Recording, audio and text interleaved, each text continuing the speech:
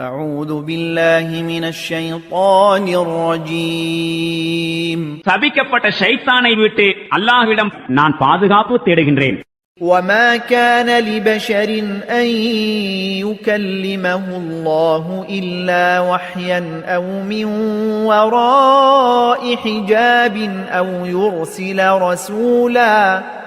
أو يرسل رسولا فيوحي بإذنه ما يشاء إنه علي حكيم.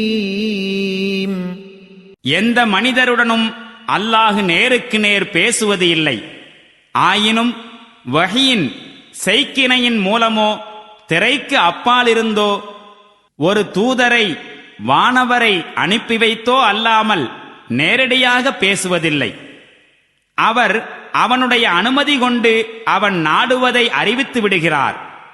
திண்ணமாக அவன் உயர்வு மிக்கவனும் நுண்ணறிவாளனுமாவான்.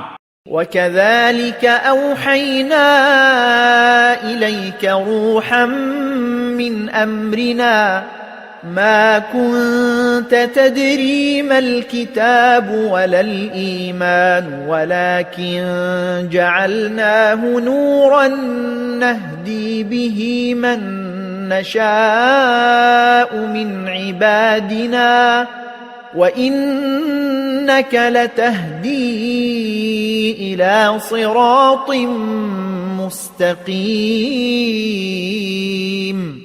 மேலும் இவ்வாறே நபியே, நம் கட்டளையின் வாயிலாக ஒரு ரூஹை உமக்கு வகி அறிவித்தோம். வேதம் என்பதென்ன, ஈமான் இறை நம்பிக்கை என்றால் என்ன என்பதெல்லாம் உமக்கு தெரியாதிருந்தது. ஆனால் அந்த ரூஹை நாம் ஒளியாக ஆக்கினோம். நம் அடியார்களில் நாம் நாடுவோருக்கு அதன் மூலம் வழிகாட்டுகிறோம். திண்ணமாக நீர் நேரிய வழியை காட்டிக் கொண்டிருக்கின்றீர். صراط الله الذي له ما في السماوات وما في الأرض ألا إلى الله تصير الأمور. வானங்கள் பூமி ஆகியவற்றிலுள்ள ஒவ்வொரு பொருளுக்கும் உரிமையாளனாகிய அல்லாஹுவின் வழியை தெரிந்து கொள்ளுங்கள். எல்லா விவகாரங்களும் அல்லாஹுவிடமே திரும்புகின்றன.